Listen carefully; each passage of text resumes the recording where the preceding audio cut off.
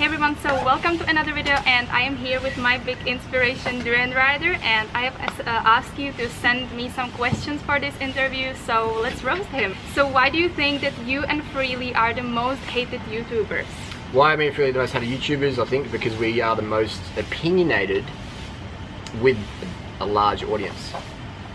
We get often over, I'm at about 4 million, 5 million views a month, Freely's 10 to 18 million views a month. So when you get that much exposure and you're opinionated, you're going to polarize your audience. People are going to love you, like really like, oh my god, I've been inspired by you, or they're going to go, you infuriate the fuck out of me, like you're scum, go and die. Yeah, I really think that there's nothing in between. Like people really either hate you or love you. There is nothing like, oh yeah, Durianrider, he's fine. Yeah. It's like, oh my god, I love him, or it's like, fucking hell. People are either going to travel all around the world to go and see us in Chiang Mai, or they're going to come here to try and destroy the event or whatever. Like, that's when you're having impact, is when you're polarizing your audience by sharing what you feel needs to be shared.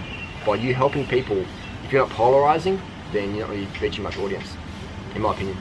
So another question I have for you, why do you think that so many fellow YouTubers threw you so quickly under the bus during the drama with La Vaciel? Dr. Evil, I think there's one reason is haters are gonna hate, and if they see an opportunity to, like, you know, just give you a hit while you're down, or look like you're down, they'll just try and do a little sucker punch. And then you got people who genuinely get hoodwinked. Like those people who donated money to some random Dr. Evil guy on the internet to put me in prison. Like, and he hasn't even done any follow-up of what he's done with the $6,500 US. Exactly. Like, people have already, it's only been 1 week and people have already forgotten about it. They're like, where's the money, bro? Like, what'd you do with it? Like, that's how dumb people are. So some people are just gullible and they get hoodwinked, and some people are just legit haters and they're like, they're just gonna hate. And I just think that, like, after a few months, no one's gonna even know that he ever existed. He's just gonna disappear from YouTube. Yeah, he'll stick around. He'll be like low level. Like, you peak and then you fade off, because he doesn't, not he, but a person doesn't have the substance. It's like stealing a car. Like when I was a teenager, you know, people go and steal cars, steal Mercedes, steal a Porsche. They get that peak, but they don't have the skills to sustain having a Porsche. They can obtain the Porsche, but they can't sustain the Porsche. So you can obtain YouTube hits by flaming people, flaming us, but if you go back to your normal thing of just being you, no one cares because you're boring. And that's why I had to flame us, because otherwise no one really cares about what you got to say. And that makes you angry that that's the truth, so then you lash back at us. And a lot of people also say that you, by saying that he's a pedophile and stuff like that, you damaged his reputation. But to me it seems like, what kind of reputation? Like, well, I said I regret what I said, I apologised for what I said, and I deleted what I said. And I said that only a little private, little Instagram for his friend or whatever, so bring your pedo mate along, whatever. And then I let it back for that was too much. I deleted it and apologised. But no. No one, Vegan Games, he didn't mention that. No one mentioned it. The haters didn't mention it. So what Dr. Evil did is he blew up what I said and shared it all over YouTube. So he made it public. I didn't make it public. I made it pretty private on just his little friends list, maybe 2 or 3 comments. But then he ran with it to out of context. Exactly. He was playing the game. He was using the art of war, the passive-aggressive technique, and I fell for the bait. And it feels pretty amazing to me that everyone in the vegan movement just forgot so quickly what everything you and Freely like has done for the vegan movement. Like, they forgot like so quickly, and just after one mistake, anyone can do one mistake. Yeah. And they completely forgot that you have made millions of, like, hundreds of thousands of people go vegan. They completely forgot about it just after doing one mistake. Like, no one is perfect. I mean, if you think how many millions of dollars we help generate in the vegan community every year, like, we are the biggest, what's the word, proponents of veganism and that's the internet. If you're not the internet, you're not really a proponent. You're like old 1994 technology. So we get the most monthly hits, which therefore means we're the biggest activists on the planet right now, which means we generate more income into the vegan world. So for people to forget that and knock us, for me getting angry at 2 AM writing a Facebook comment, this means they're really fucking dumb or they're a hater. People, it is funny, isn't it? It's very funny. But I was like that when I was a teenager. You know, my mum like raised me really well. She gave me food, she gave me a place to stay, and I'd go shopping with my mum, and I'm like, I want those Nike shoes, and she's like, you don't get Nike shoes, you don't deserve them, they're too expensive. And I'd be like, fuck you, mum, blah blah blah. But I've forgotten what my mum done for me the last 17 years of my life. Just in that one night at the fucking sports store on a Thursday night at Marion Shopping Centre, you forget everything that they've ever done for you, and you just.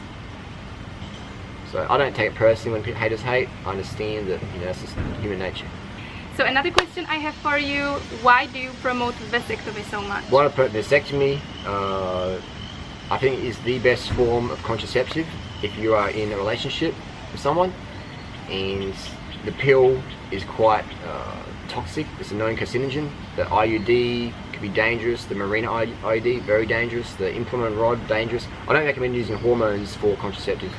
I do recommend a vasectomy. The tubal ligation is what some women do, but there's complications more with that because it's more internal. But the scrotum, the testes, they sit outside the male anatomy. They're a lot easier to do surgery on. The vasectomy is like, so many surgeons know how to do it. The recovery is much faster. It's very, very, very, very quick. I had a vasectomy in 2005, 11 years ago. Best choice I ever did because it gave me life clarity, it gave me life direction. But really, it gave our relationship a lot of clarity because when we first got together, she was like, oh, you know, I want to have kids, so you've had a vasectomy, I'm not too sure. And I'm like, no worries, mate, no big deal at all, yeah, cool. And then the next day, she's like, actually, I thought about it, like, yeah, I'm living too much in the future, I want to be in the present moment. And now everybody knows that if she had kids, she can live the lifestyle she is now, so she doesn't look at that at all. And do you know anyone who had vasectomy and ever told you that he regrets it? Never. On the internet, some people say they did. Yeah, yeah. But are they real people? I've never had someone in the face say, I regret having a vasectomy. Yeah, exactly. You know? And how do you even know that they actually had the vasectomy? Maybe Yeah. they're just trolling. And... Yeah, you don't know. The internet's a weird place. So I would also say, people say, but oh, you get a vasectomy, what if you regret it? And I'm like, what if you have kids and regret having kids? You know, like, you can, vasectomy reversal most likely, you can't reverse having kids. So think before you fuck. I do recommend a vasectomy. Guys, get a vasectomy. You know, like, there's enough people on the planet. There's plenty of single mums out there. In every community, there's so many single mums out there, and single dads as well, who are overwhelmed with the responsibility of being a parent. Not only that, but being a single parent in today's world. It's hardcore. So just let's not breed any more babies. Let's just help the mothers and dads out there today who have children. And especially like when you want to be a vegan parent, it's like 100 times worse. And I don't think that people really understand how much time and money does it take to raise a child into this world. It's so expensive. I would say, in my opinion, this is gonna, a lot of my friends don't like me for saying this, but my friends understand who I am. I would say, guys, it's unethical to have sex with your girl if you haven't had a vasectomy, because you're putting her at risk of pregnancy. It's unethical to do it, in my opinion. Leave hate comments down below. And I tell my close mates, I'm like, man, you've got to get a vasectomy. You're causing your girl too much stress. And when she's stressed, you can't enjoy sex as much, and then she puts that on you, and you're fucking up your relationship because you haven't had a vasectomy, because you're like, oh, I'm not too sure, oh, it might hurt. It doesn't hurt, it's a bit of discomfort, you know. And I know it from my own experience. Like now, when my boyfriend had a vasectomy, I'm just gonna be so relaxed, like, and I'm gonna enjoy the sex much more, because even if you enjoy it in that constant moment, you still have it in your head, and you're like, what if might get what if the condom slips, or the condom breaks, or the thermometer wasn't working properly? You can't enjoy the passion and that good moment of having sex. It is not the same at all, because there's that constant doubt. Yeah. If one person feels it, the other person feels it, and it's... And exactly, if you are someone like me who knows that, who doesn't want children, like, it would like fuck up my life completely. Definitely. So it's gonna be much easier now. Definitely. Begard, fucking legend. How old is he? 21. 21, mate. How old are you? 26. Nice. You cradle snatcher. That's really good. And he even booked the vasectomy before he met me. So many people claim that I forced him because I just want to fuck. That's a video told there. I got my boyfriend, I had a vasectomy, I was like, fuck. That's really good. You gotta do it. That's a video there. That's hilarious. So, another question I have for you. Do you have any advice for people who are vegans and who are struggling to find a vegan partner for themselves? Get on YouTube. Get on YouTube, definitely. That is the biggest thing. You know, hypothetically say, ask the question, would Freely or myself have an issue of finding partners? Would Freely and myself have an issue of letting people know we're single? No. Why is that? Because of YouTube. You know, we can just make a video, hey, I'm single, I'll be here tonight this time, let's do speed dating or whatever. And I'm not saying like I'm, you know, King Dick or whatever, but that's the reality, and that's only because of YouTube. YouTube, people they can do their homework on you. So when they meet you in person, they can have their assessment already made up. Either you're a legit person or you're a crazy person. Now, also on the other side, people can put on a character on YouTube, where you can pretend you're a really nice person, but in real life, you're a real fucking asshole. You know. And the same with me, I generally pretend I'm an asshole on camera, but in real life, I'm a bit more legit. You're completely different to me. There you go. I paid her to say that. Hashtag not sponsored. Hashtag not sponsored, you know it. So, YouTube is the best way to find people. Because you just... that's okay, so number 1, YouTube. Number 2 would be wearing labels. Label yourself. So when you're on the train to go into work, or when you're in the office, or when you're going out on your local run or your bike ride, people who might fancy you now have a little gateway. At least they have something to start talking about with you. What would you call that? Like an icebreaker. You know? So always label yourself if you want to find people of similar thing. So someone might walk up to you, some creeper, and you're like, okay, no worries, mate. And you just say, oh yeah, go veg.com, I've got to go too. See you later. But at least you've planted a seed, at least you've done something helpful. So you can't ever be angry with someone approaching you. But always label yourself if you're looking to meet more people. And I label myself even though I'm not looking to meet people, just because I want to spread the message. So get on YouTube, label your clothing. Simple as that. So another question I have for you, do you ever feel depressed? Do I ever feel depressed? Definitely. I feel every emotion. I just don't dwell on it. Like, you know, sometimes I might be angry on the computer and I'll like, type stuff that I regret, and I wake up in the morning and I'm like, oh shit, what did I do? I'll delete it. It's pretty rare, but it does happen a couple times a year. Depression for sure, but I'm quick to change my focus because I realise that my problems are first world problems. Your problems are pretty much first world problems as well. If you're watching this video and you have access to the internet. You got internet. So there's people out there today in like Rwanda or certain parts of Southeast Asia where just to walk, to get water or to grow corn, they risk stepping on a landmine. Or there's someone today that actually did step on a landmine and lost both their legs and maybe their penis or whatever. So, and now they're in hospital with not enough money, now they're in debt for another 5 years to pay the hospital bill for stepping on a landmine that they didn't want to step on. So there's all these first world problems we have, like, oh, someone was mean to me on the internet, or someone said this. Often it's about putting it in perspective. You know, it doesn't mean you should be a doormat, but also put things in perspective and just try and find that balance point between just sort of letting things slide versus being a doormat. And do you also think that it's easier to deal with problems when you are on this lifestyle and when you're carved up? Yeah. So I would say that sleep, water, sugar when it comes to depression. The reason why I don't dwell on depression is attitude of gratitude, but also what helps me have the attitude of gratitude is sleep, water, sugar. When I don't have enough sleep, water, sugar, especially water and sugar, then I'm a bit more like irritable, or exactly. It's hard to feel more gratitude. Yeah. When you focus on what you're grateful for, it's impossible to feel depressed. Ever. If you say, what am I grateful for? Nothing. So I'm alive. I can see, I can hear, I can speak, I can taste. You know, I can feel. I have hands, or I have arms, or I have a body, or I am alive. I'm alive. So when you are grateful for stuff, you can feel depression, but you can't dwell on it. That's true. What are you grateful for? Change your state. And that's not about denying depression. It's about feeling emotions, but going to stay depressed or negative for longer than 10 minutes or half an hour. What is the point? Like, let's move on. Yeah. It's not about ignoring your emotions. It's about feeling them, processing them, and moving on to something better. Or transmutating those emotions into forward motion and get shit done. That's pretty powerful. Like, so many champions of life have had it really hard, and they're down on the ground. It's like, fuck it, I'm getting back up and I'm gonna fight on. And yeah, that's what it's about. Just keep getting back up, keep fighting on, have fun. So another question I have for you, if you would be, for example, diagnosed with cancer, what would you do? Would you try to heal it with a vegan diet, or definitely. would you go to any treatment? I would get off the internet, I'd get off the Wi-Fi radiation, I'd get off the mobile phones, the Bluetooth, all that stuff. I would probably just go somewhere in Thailand, just eat organic fruit, and just live in a waterfall. You think it would help? Yeah, because you have no internet, you have less stress, you just like, the radiation's down, toxins are down, for sure. Fruitarian diet, that's what I'd do. I think it's really the best treatment for most people who are diagnosed with cancer. Just get away from the civilization, like move somewhere in the middle of a forest, and just like read books, sleep and relax, eat, vegan diet, and fruitarian diet, probably, just to speed it up. But again, you gotta look at the reasons why that. So that's what I would do.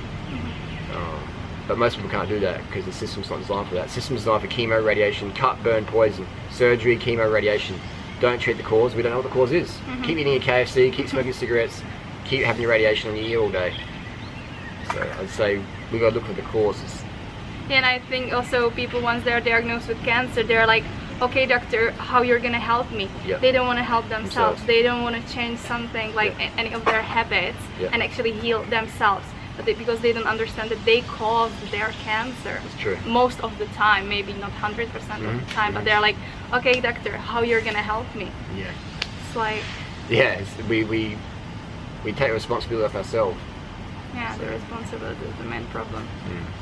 Doctors can be good for accidents and stuff, but for lifestyle and diet, you often need to look at yourself, what you're doing. For sure. So another question I have for you, do you honestly think that eating fruit and riding up mountains is the best way how to heal anorexia? Anorexia, I would say no. I would say it's be a bad move because fruits are very generally low calorie and they're very slimming, so I would say eating more fat, like peanut butter, and not cycling.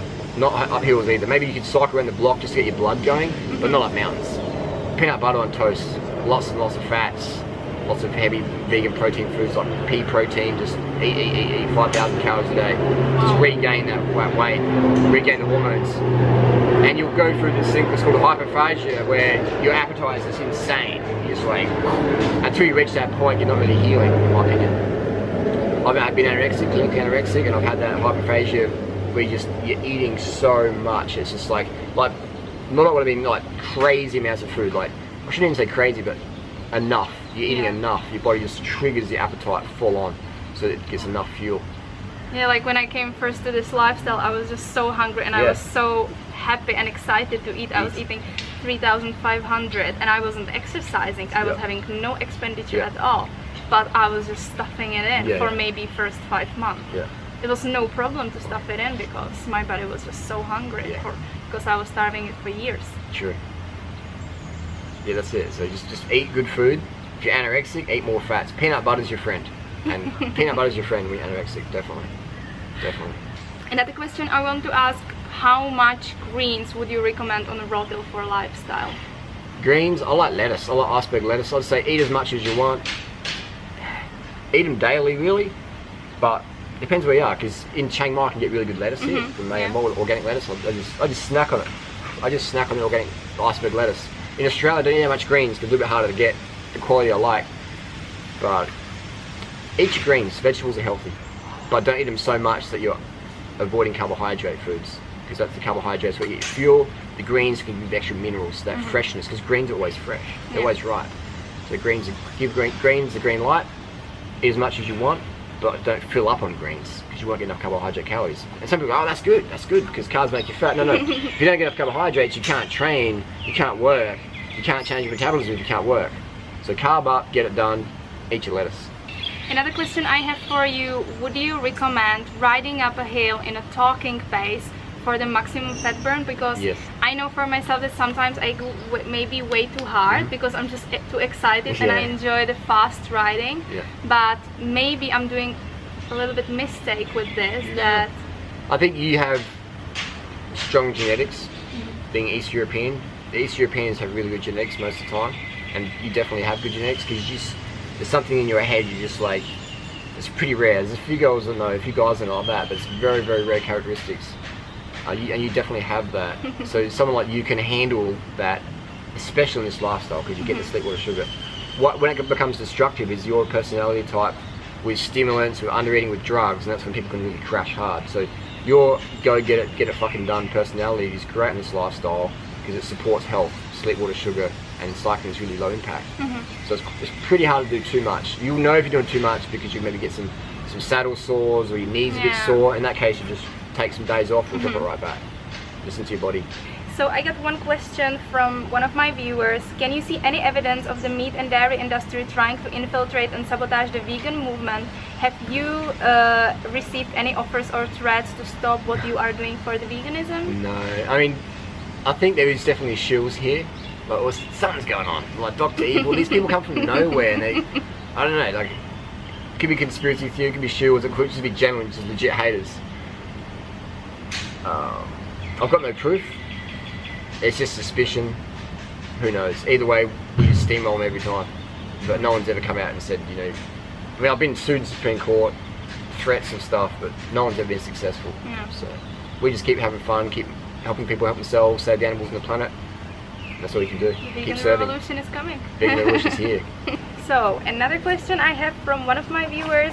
I don't own a bike and I have saved $500-ish, live in Adelaide, and is it worth buying the Raid, or am I better off waiting and saving more? I would look at a second hand, but I don't know what to look for. Thanks. This person's in Adelaide. Yeah. And asking you from Slovakia and Thailand. That's the power of the fucking internet. That's pretty rad. You know, how rad is that? That's fucking incredible.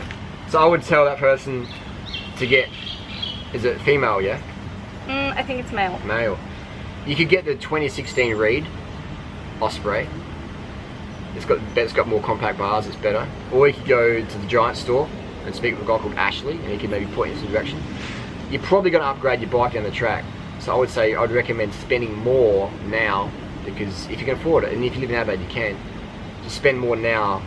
You maybe get the extra $1,000 to get like a Giant Defy with 105, or even one of the Reeds with 105 group set, and you'll be glad you did. You'll be glad you did. So stretch the budget, get something with 105, or the latest model Tiagra, 4700, and you'll be good to go. And the last question for today's interview is, do you ever think that the world will go vegan? I would love the world to go vegan. I'd fantasize about it. But to be totally honest, I think humans are too fucked up. We have to be positive. What's that? We have to be positive. Yeah, like who knows? I'd love to be proven wrong. But it doesn't mean I'm not going to stop fighting. It doesn't mean I'm not going to make more videos and wear more shirts. Like, even if I think it's never for waste. It's like the story of the kid. He's picking up starfish on the beach and he's throwing the starfish back in the water. There's thousands of starfish on the beach. And so this kid's just throwing them in, and this guy's walking his dog, and he sees the kid and he goes, "What are you doing?" And the kid goes, "Oh, I'm throwing starfish back into the water." And the guy's going, "There's going to be hundreds more. He's going to be here for the rest of your life. There's thousands of them. You can't save them all. It doesn't really matter." And so the kid goes down, picks up the starfish, and goes, "It matters to this one." Exactly. So we could give up and say the world's not going to do it, or we can say we're going to fucking do it anyway. So I'm going to do it anyway. Like, it's like those people saving, for example, the dogs recently at the Yulin Festival. Yeah. Of course they're gonna eat 9,000 other dogs, but at least for those 100 dogs they were saved. For them it matters. For a day, yeah, but that's it. So just keep working, keep picking up starfish, keep throwing in the water. It's overwhelming how much work there is to do, but it's better to be part of the solution than part of the problem. Think about it. Okay, great interview, thank you.